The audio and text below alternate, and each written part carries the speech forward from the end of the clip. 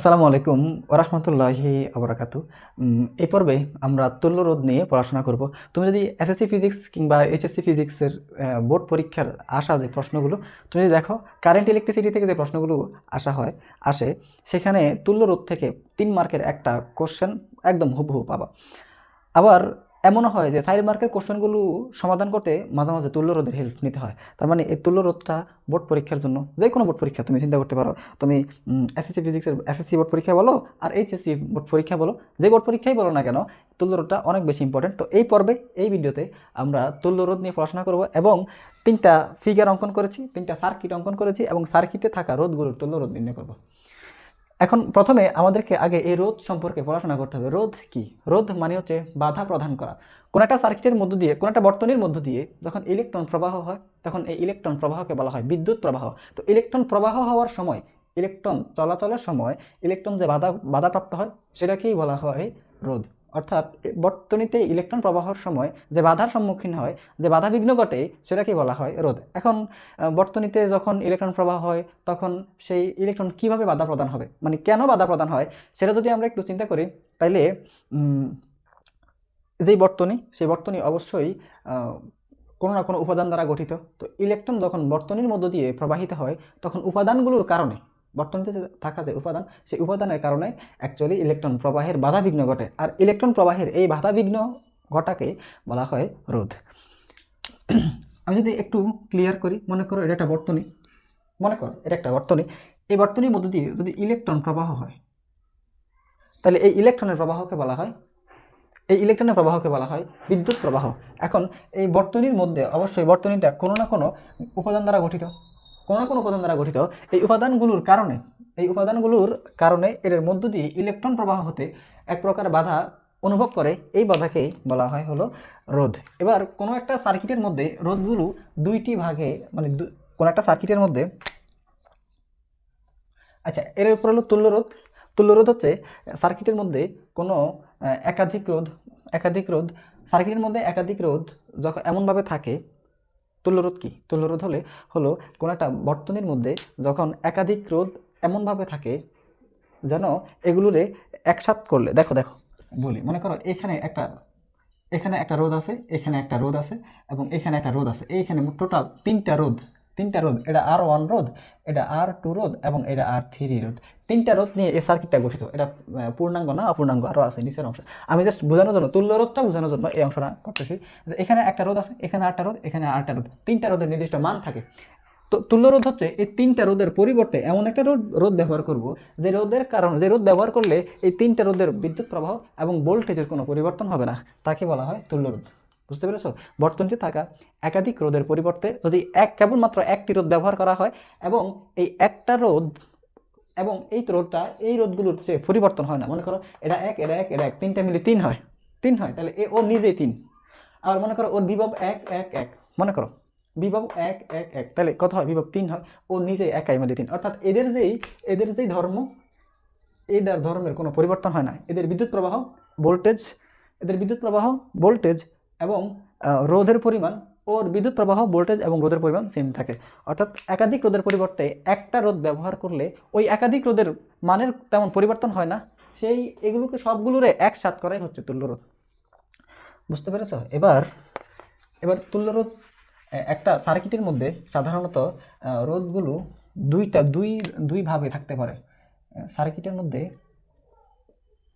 একটা সার্কিটের মধ্যে রোধগুলো দুই ভাবে থাকতে পারে। একটাকে বলা হয় সমান্তরাল,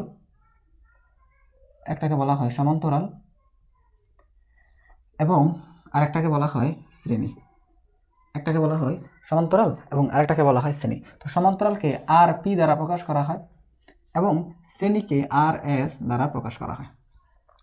একটা সার্কিটের মধ্যে যে রোধগুলো থাকে, সেগুলো সাধারণত দুই ভাবে সাজানো থাকতে পারে। প্রথমত হয় সমান্তরালে সাজানো থাকে, নয়তো শ্রেণীতে সাজানো থাকে।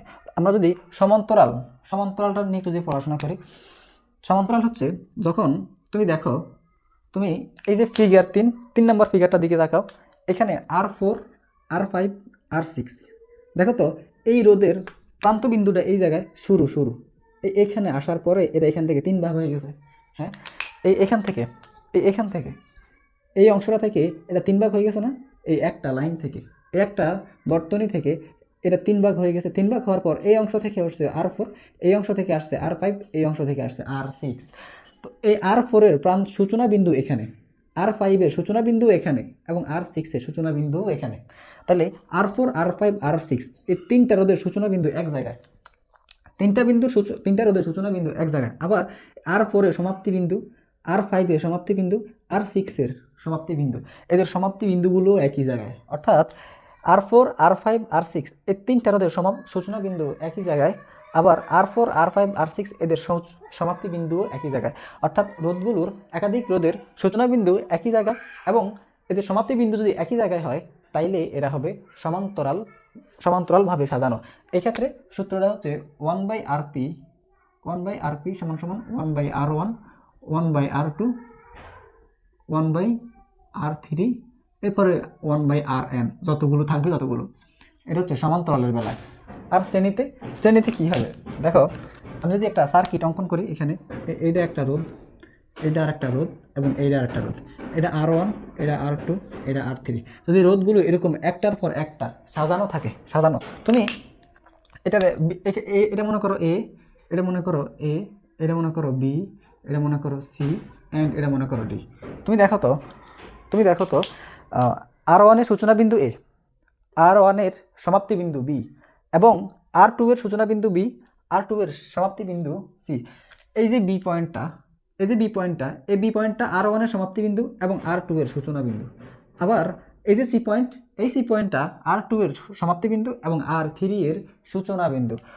যদি এমনভাবে সাজানো থাকে, যদি রোধগুলো এমনভাবে সাজানো থাকে, একটার সূচনা বিন্দু আর একটার সমাপ্তি বিন্দু এবং একটার সূচনা বিন্দু আর একটা সমাপ্তি বিন্দু, একটা সূচনা বিন্দু আর একটা সমাপ্তি বিন্দু, এরকম যদি এভাবে সাজানো থাকে, পর্যায়ক্রমে সাজানো থাকে, তাহলে তাকে বলা হয় হলো শ্রেণী সংযোগ বর্তনী। তাহলে শ্রেণী সংযোগ বর্তনীতে সূত্রটা কি হবে?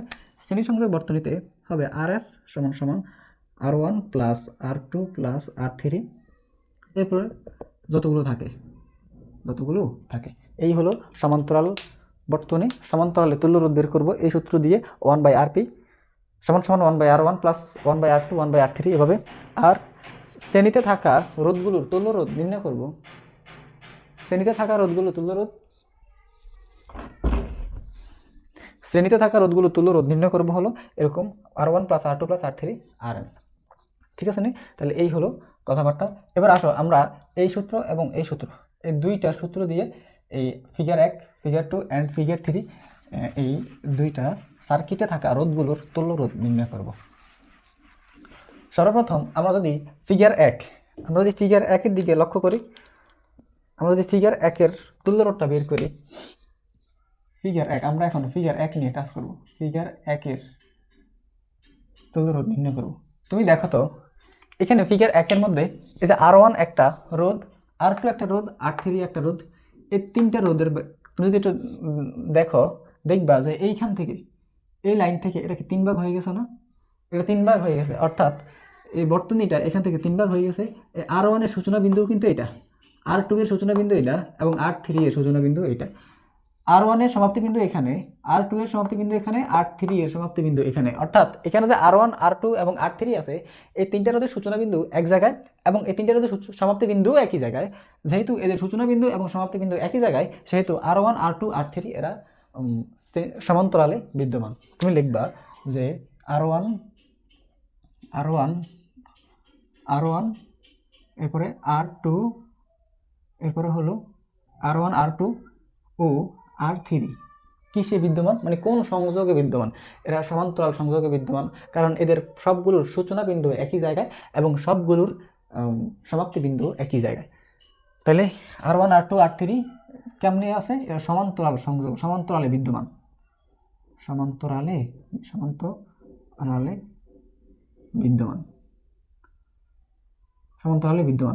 বিদ্যমান হলে তাহলে এর তুল্য রোধ কি হবে? 1/RP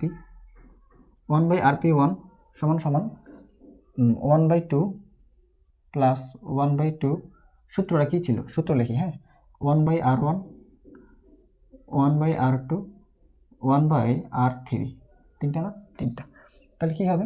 তাহলে 1/2 প্লাস 1/2 প্লাস 1/2, এটা কী হবে?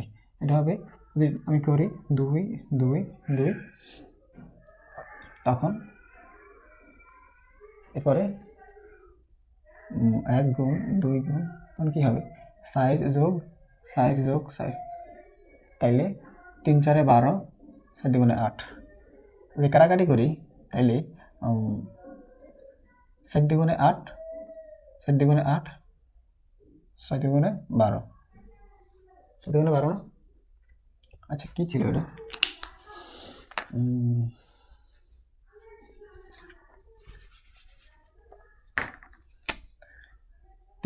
এখানে 3টা 4, 4 4 4 8, 8 4 12, আর 2 দুগুণে 4, 4 দুগুণে 8। যদি কাটাকাটি করি কী হবে?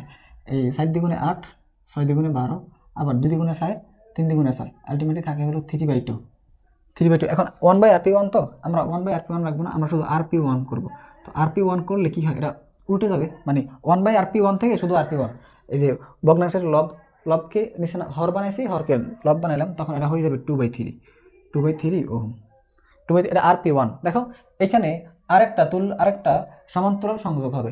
এই যদি এবার এই অংশের দিকে লক্ষ্য করো, এই অংশের দিকে লক্ষ্য করলেও দেখবা এই যে r4 r5 এবং r6, r4 r5 এবং r6 এরাও কিন্তু সমান্তরালে সংযোগে বিদ্যমান। কেমনে? কারণ হলো এই যে r1 r4 এর সূচনা বিন্দু, r5 এর সূচনা বিন্দু এবং r6 এর সূচনা বিন্দু, তিনটা সূচনা বিন্দু একই জায়গায়, এবং r4 এর সমাপ্তি বিন্দু, r5 এর সমাপ্তি বিন্দু, r6 এর সমাপ্তি বিন্দু, এই সমাপ্তি বিন্দুগুলো একই জায়গায়। অর্থাৎ এই তিনটা রোধের বেলায়ও সূচনা বিন্দু একই জায়গায় এবং সমাপ্তি বিন্দু একই জায়গায় হওয়ায় r4 r5 এবং r6 এরাও সমান্তরালে বিদ্যমান। তুমি লিখবা এখানে যে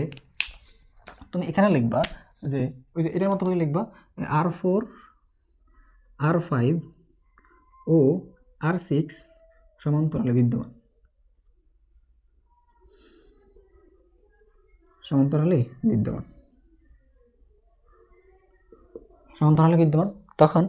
তখন কি হবে? 1/rp, এখানে একবার 1 লিখছি, এবার লিখবে এখানে rp2। 1/rp2 সমান 1/r1 plus 1/r2 plus 1/r3। তো r1 এর মান কত? r1 এর মান 1/1, এই যে r4, সরি এটা 4 হবে, 4 5 and 6। তো r4 এর মান কত? 1। 1/r5 এর মান কত? r5 এর মান 2 প্লাস 1/r6 এর মান কত? r6 এর মান 2। তাহলে এখন যদি আমরা লসাগু করি, লসাগুতে কি হবে? 1 2 2, তখন উপরে কি হবে? উপরে হলো 4 প্লাস 2 প্লাস 2, এই হলো লসাগু। এবং তাহলে এখানে কত হয়? 8 হয়, 8, এরপর হলো নিচে হলো 4, তাহলে 2 4, আবার 1 2, আলটিমেটলি হলো শুধু 2। এখন এই যে 2, এই 2টা কার মান? 1/rp2, কিন্তু আমার তো দরকার হচ্ছে rp2 এর মান। এই rp2 এর মান হবে 1/2। এবার দেখো এই যে এই অংশটার কাজ এবং এই অংশটার কাজ শেষ করলাম। শেষ করার পরে আরেকটা রোধ আছে না এখানে, এই যে এটা r7, এটা দিব। এখন এইগুলো সবগুলোর পরিবর্তে আমি বসাইতে পারি rp1। এই rp1 এর মান হলো, rp1 এর মান কত?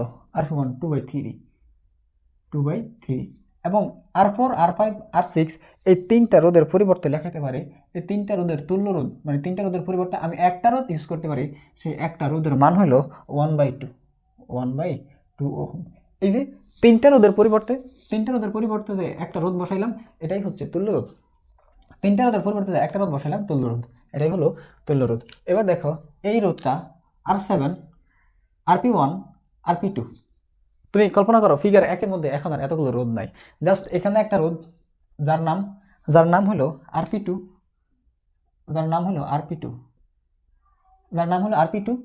এবং এখানে একটা রোধ এর নাম হলো rp1 যার মান হলো 2/3, আর এখানে হলো r7। তিনটা রোধ কেমনে আছে? এই তিনটা রোধ আছে শ্রেণীতে। তুমি লিখবা যে r7 rp1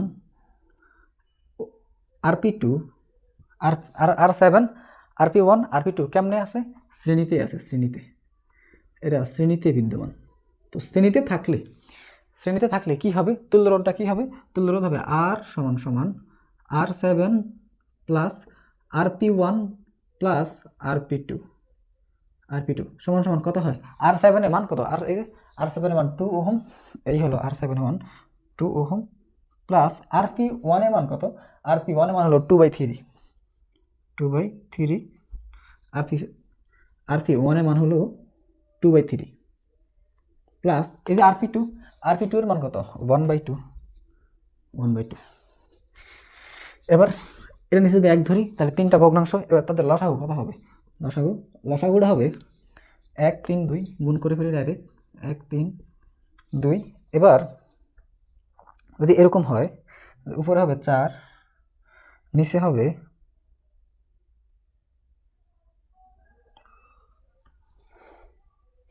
কত, উপরে হবে যদি কাটা যায় তাহলে 2 3 4 3 4 12, উপরে হবে 12 এবং নিচে হবে কত 2 4 সাইডের 2 কত, সাইডের 2 8 প্লাস এখানে 2 কাটা 2 থাকলে এরপরে হবে 3, শুধু 3 হয়, তাহলে কত হবে এটা 3 দুগুণে 6,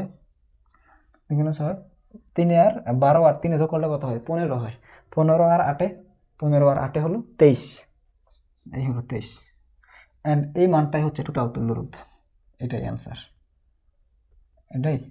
এটা কার তুল্যরোধ, এটা হচ্ছে এই ফিগার 1 এর তুল্যরোধ, এটা হচ্ছে ফিগার 1 এর তুল্যরোধ।